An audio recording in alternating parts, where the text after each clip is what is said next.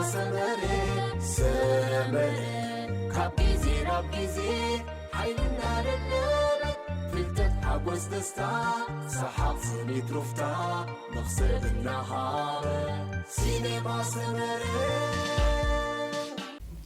እቶም ሸውዓተ ናይ ጾታው ርክብ ሕልምታት ማለት እንታዩ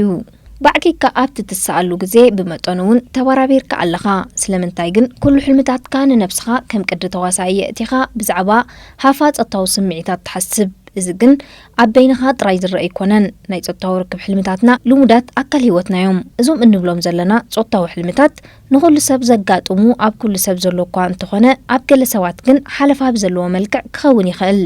ካብ መጻምትኻ ወጻኢ ምስካልእ ሰብ ብዛዕባ ጾታው ርክብ ክትሓስብ ዳርጋ ከም ልሙድ ዝቁጸር እዞም ሕልምታት እንታዮም ዝነግሩና ኩላትና ሰባት ብዛዕባ ትርጉም ናይ ሕልምና ክንፈልጥ ንደሊ ኣብ ገለ ኣጋጣሚ እቶም ሕልምታትና ክበኑን ከለው ይድንጽወናን ንግረምን ስለምንታይ ግን ዝተወሰነ ኣርእስቲ ካብ ድቃስና ምስተሳእና ዝስወሩ ትሕዝቶ ሕልምታትና ኩሉ ግዜ ኣብ ናይ ስራሕ ሰዓታት ዘጋጥሙ ክስተት ምምሳል ከም ዘለዎም ይዝንገር ስለዝኾነ እንተ ደኣብታ መዓልቲ ተጨኒቕና ተሸቑሪርና ውዒልና ኩሉ ሕልምታትና ከምቲ ዝወዓልናዮ ማለት ዘይሐጉስ ይዝኸውን እንተ ደኣታ መዓልቲ ፎካስ ኮይና ግን በኣንጻር እዚ ኩሉ ንጥፈታትና ፎኩስና ይውዕል ኣብ ስራሕና ኣድማዕቲ ንኸውን ኣብ ማስኡ ድማ ሕልምታትና ይጽብቑ ሩፊልና ልዋም ዘለዎ ብሩኽ ለይትን ሓድር ዶክተር ጃነት ብሪቶ ኪኢላ ስነልቦናን ፈዋሲት ጾታው ርክብን ከም ዝገለጸቶ ሕልምታትና ነቲ ኣብ ህይወትና ዘይረአ ነገር ዝርእዩ ከም ቀንዲ ውሽጣውያን መራሕቲ ኮይኖም የገልግሉና ንህይወት ከመይ ክነብራ ከም ዘለምና ሓሳባትን ርእይቶን ይህቡና ነቲ ምስላዊ ምልክት ኣርዮም ብህርፋን ክንማራመር ይገብሩና ኣብ ሕልምና ዘጋጥሙና ምልክትን ምስልን ምስ ስምዒታትናን ባህግታትናን ኣብ ህይወትና ክንውስኖ እንደሊ ነገር ሓያል ምትእስሳር ኣለዎ ትብል ብሪቶ ትርጉም ናይ ጾታዊ ሕልሚ ብድሕሪ ትርጉም ናይ ጾታዊ ሕልምና ምፍትሑ ሕልምና ንሓደ ጥራይ ዘይኮነ ንኹሉ መስራሓት ዝመስሉ ኩሉ ዘማልኡ ምዃኖም ንፈልጥ ሽሕኳ ጾታዊ ሕልምታትና ባዕልና ንበይንና ክንትርጉሞ ዓብ ውሽጣዊ ድፍኢት እንተሃለወና እንታይነት ናይ ሕክምና ክንፈልጥ ኣብ ምልክታት ናይቶም ወከልትና ዝኾኑ ሕልምታት ከነተኩር ኣለና ትብል ብሪቶ ኣብ ሕልምና እንርእዮም ነገራት ናብ መጀመርታ ማእከል መወዳእታ ዘለዎ ዛንታ ክንቅይሮ ንፈትን ነቶም ኣብ ሕልምና ዝረኸብናዮም ስምዒታትና ኣብ ነፍስና ኣእቲና ኣብ ግብራውነት ዓለም ከነንጸባርቆም ንፈትን ብዛዕባ ሓይሊ ናይቶም ሕልምታትና ናበይ ክወስዱና ከም ዝኽእሉ ክንፈልጥ ንገደስ ብፍላይ ግን መወዳእቶም ትብል ብሪቶ እዚ ድማ ኣብ ጾታዊ ሕልሚ ክንገብሮ እንደሊ ስምዒት ኣብ ሕልምና ብምልኣት ከነተግብሮ ከም ንኽእል ትውስኽ ንሳ እዚ ስለዝኾነ እምበኣር ቅድሚ ሕጂ ሓሲብካዮ ዘይትፈልጥ ዝሓለፈ ምሸት ምስ ዓምኻ ዝገበርካዮ ክትዝክሮ ዘይትኽእል ዋላ እውን ከም ነውሪ ዝሕሰቡ ጾታዊ ሕልምታት ኣይሻቑሉኻን ምኽንያቱ ንስኻ ኣብ ዓሚቕ ስምዒት ኣቲኻ ነገራት ብትሕተ ንቕሓት ኣብ ግህዱ ዓለም ትርእዮም ስለ ዘለኻ ብተወሳኺ ከምታ ቀድማ ቢልና ዝበልናዮ ነቲ ኣብ ግዜ ሕልሚ ዘጋጥመካ ጾታዊ ሕልምታት ንሓደ መስርሕ ጥራሕ ዘይኮኑ ናይ ብዙሓት መስርሓት ኣብ ግምት ዘእተወዩ ንኹሎም ኣዛቢድካ ድማ ዝተፈላለዩ ትርጉም ናይ ሓደ ንድፊ ንፍጠር እንተኾነ ፍረ ነገሮም ምስቶም ኣብ ጾታዊ ሕልምታትካ ዘጋጥሙኻ ምስስል ኣለዎም ጾታዊ ርክብ ምስ ጋሻ ወይ ዓርካ ዘይኮነ እትፈልጦ ሰብ እንታይ ትሓስብ ምናልባት ናይ ጾታዊ ርክብ ህርፋንካ ኣዝዩ ልዑል ይኸውን እሞ እንተኾነ ድሌታትካ ግን ኣይረኸብካን እንታይ ክትገብር ነዚ ሕልሚ ብዙሕ ግዲ ተሓቦ እዚ ምናልባት ኩቱር ህርፋን ናይ ጾታዊ ርክብ ክኸውን ይኽእል እዩ ስለዚ ካብ ወረደ ነቲ ጉዳይ ምስ መጻምትኻ ክፉት ዘረባ ንኽትጅምር ጽቡቕ ሃዋህው ክኾነካ ይኽእል እዩ እንታይ ስምዒትካ እንታይ ኢኻ ትደሊ ንገሮም ግና ጥንቁቕ ኩን ምኽንያቱ ካልኦት ሰባት ከም ናትካ ዘይክስምዖም ስለ ዝኽእል ተደጋጋሚ ጾታዊ ሕልምታት ምስ ናይ ቀደም ዓርክኻ እንታይ ትሓስብ ክንደይ ግዜ እዚ ሕልሚ ብተደጋጋሚ የጋጥመካ ንክንደይ ዝኣክል ንውሓት ግዜ ኢኻ ካብ ናይ ቀደም ዓርክኻ ተፈሊኻ እዚ ማለት ካብ ተቐዳሚት ዓርክኻ ክትረኽቦ ዝነበረካ ኩሉ ነገር ኣብ ተሓዳስ ዓርክኻ ምስ እትስእኖ ዘይሓሰብካዮ ጓሂ ኣበጊሶም ብዛዕባ ናይ ቀደም ዓርክኻ ከም ትዝክር ይገብሩኻ እንታይ ክትገብር እንተ ደኣ ትምፍልላይ ምስ ናይ ቀደም መጻምትኻ ነዊሕ ግዜ ኣሕሊፉ ንነፍስኻ ናይ ጾታዊ ርክብ ባይታ ምስ ተሓዳስ ዓርክኻ ክትሰርዕ እኹል ግዜ ሃባ እንተኾነ ካብ ተፈላለዩ ኣዋርሕ ወይ ዓመታት ኣውፂርኩም እንተለኹም ግን ብተደጋጋሚ ጾታዊ ሕልምታት ምስታ ናይ ቀደም ዓርክኻ ትፍጽም እንተለኻ ግን ብዛዕባ ዝሕርኡ ህልው ጉዳያት ወይ ዝስማዓካ ዘይዕጉብነት ኣብ ህልው ዝምድናኻ ምስ ክኢላታት ኮንካ ንኽትሰርሕ ግዜ የድልየካ BDSM ክዝርዘር ከሎ ጊላነት ዝፈቱ ስነ ስርዓት ዘይብሉ ሳዲዝም ማለት ኣብ ልዕሊ ናይ ወሲብ ብጻዩ ኣካላዊ ወይ ኣእምራዊ ጉድኣት ብምውራድ ዝድሰት ጸገም ንዘስዕብ ነገር ዝፈቱ ማለት እዩ ትርጉም ዝሕልሚ ድማ ዓብላሊ ወይ መላኺ ኣደ ወይ ኣቦ እንተለካ ጽቡቕ ፍልጠት ይህልወካ እሞ ምስ ፍቕሪ ናይ ሓደ ነገር ወይ ሰብ ብምትእስሳር ተሃራረፍን ምሕር ትትንከፍን ብምባልያ ገሊጻ ናይ ስድራ ዝምድናን ፈዋስ ኣእምሮ ዝኾነት ዶክተር ፍራን ዋልፊሽ ካልእ መግለጺ እውን ኣለዎ ካልኦት ዝበሃጎ ወይ ዝተመነይዎ ዝጀመርዎ ነገር ክቋጻጸር ይደሊ እንታይ ክትገብር ኣለካ ጾታዊ ተመክሮታትና ዝኾነ ሰብ ከዘንብዖ ከጋግዮ መበቆሉ ከጥፍኦ ኣይክእልን እዩ ምክንያቱ ጾታዊ ተመክሮታትና ጊላውን ውልቃውን ስለዝኾነ ትገልጽ ዋልፊሽ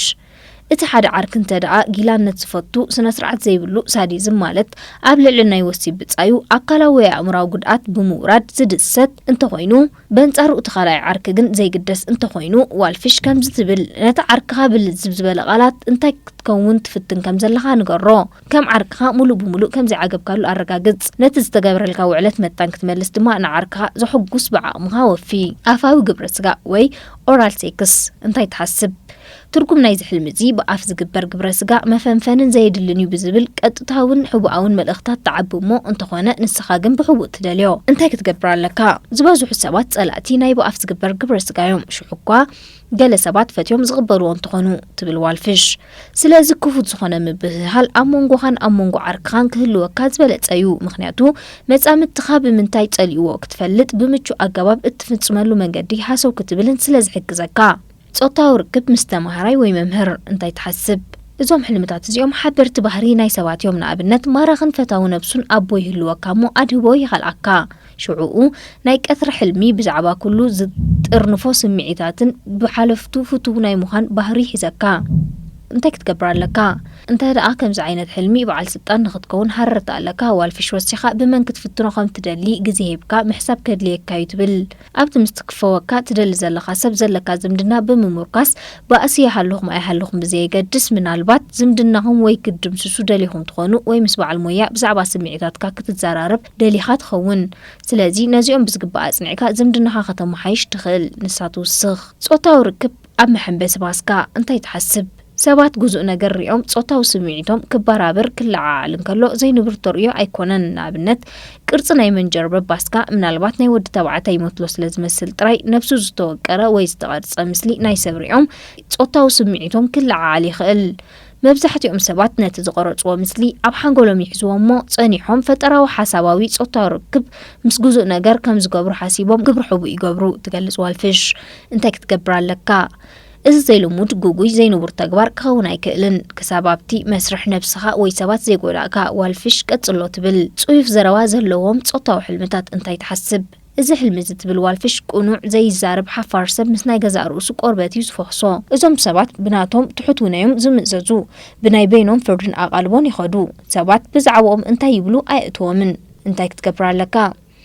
እዚ ሕልሚ ዘይጠቅም ክትገድፎ ወይ ክትድምስሶ ትኽእል ወይ እውን ጽዩፍ ዘረባታት ምስ ብጻይካ ክትምርምርን ክትጥቀመሉን ትኽእል ትብል ዋልፊሽ እንተኾነ እዚ ጽዩፍ ዘረባ መጻምትኻ ደስ እንተደኣ ዘይልዋ ወይ ኣሉታዊ ጽልዋ ክገድፈላ ይኽእል እዩ እንተደኣ ኢልካ ግን ግደፎ ኢላ ተጠንቅቕ ስለዚ ከዓ ኩሉ ግዜ ምብህሃል ኣገዳሲ ዝኸውን ብዛዕባ መጻምትኻን ትፈትዎን ዘይትፈትዎን ትፈልጥ ከመይ ጌርካ ስምዒታትካ ትረኽቦም ጾታዊ ሕልምታትካ ኣብ ዓሚቕ ስምዒታት ወይ ዝሓለፈ መከራ ናይ ህይወትካ ከም መሳርሒ ገይራ ምስ ባህግታትካን ስምዒታትካን ኣይተተኣሳስር ዋላ ሕልምታትካ ፎከስቲ ኮይኖም እንተተሰምዑኻ ትርጉሞም ንኽትፈልጥ ጻዕር እዚ ድማ ባህግታትካን ውሽጣዊ ስምዒታትካን ንኽትፈልጥ ይሕግዙኻ ዕለታዊ መዝግብ ጀምር ብዛዕባ ናይ ኣሰራርዓ ዳግመ ክስተትን ጾታዊ ሕልምታትካ ዝበለጸ ርድኢት መታን ክህልወካ ኣብ ዓራትካ ኮይንካ ዕለታዊ ሕልምታትካ እተስፍረላ መዝገብ መሓዝ ኣገዳሲ እዩ ካብ 3 ክሳብ 5 ግዜ ሕልምታትካ ምስ ኣስፈርካላ ኣብ መንጎኦም ዘሎ ፍልልይን ዘመሳስሎም ተዓዘብ እንተደኣ ምስ ዓርክኻ ጥቡቕ ዝምድና ክህልወካ ደሊኻ ምስ መጻምትኻ ብዛዕባ ስምዒታትካ ዕልል ሕልምታትካ ሓደ መንገዲ ምስ ስምዒታትካ ከተሓሕዝ ዝገብር ምዃንያ ቦሪቶ ተዘኻኽር ካልእ ሕልምታትካ ክትፈልጥ ዝሕግዙኻ ምስ ነብስኻ ገለ ግዜ ሕልፍ ካብ ዝኾነ ኤሌክትሮኒካዊ ንብረት ድማ ነብስኻ ገልል ንነብስኻ ኣድህቦ ብምሃብ ኣተኩር ንነብስኻ ሕተት ኣብ ናይ ዕለት መዝገብካ ግዜን ቦታን ናይ معالتو هيوت كجبر تمحسن بريتو نفسها مس منفسك كترخب أفكدلا بمسرت تمسناي لبخا كان بهارات ترخب اللوجزي فلا تجلس نساء نسخ الجمر أب عود عوارح كاب إسراء كسب صادق وتحز موبايل كان كمبيوتر كان بمدفع قرب شاسته حموش تجزي أستنفيسك لنفسها حتت ኣብ ህይወትካ እንታይ ዘጋጥም ዘሎ ማእስዮም ሕልምታትካ ኣብ ህይወትካ ዘተኩሩ ፍለጥ ድሕሪ ስምዒታትካ ከተላሊ ተማሃር ሽዑ ኣካላትካ ኣብ ነፍስኻ ዘለው ስምዒታት ክገልጽ ኣይክጽገምን እዩ ኣብ መወዳእታ ጸውታዊ ሕልምታት ልሙዳት ክፋል ኣካላትናዮም بحافشو ግን እዞም ሕልምታት ብትሑት ውነ ኣብ መወዳእታ ናይተን ውሕዳት መዓልታት ዝሰራሕካዮም እዮም እንተዳ ኣዞም እንብሎም ዘለና ሕልምታት ዝርብሹ ኮይኖም መብዛሕትኡ እዋን ዝደጋገም ኮይኑ ድማ ጸገምካ ንምፍላጥ ጾርካ ንምርጋፍ ናብ ኪላ ሕክምና ብምኻድ ተመራጺ እዩ እንተዘይ ኮይኑ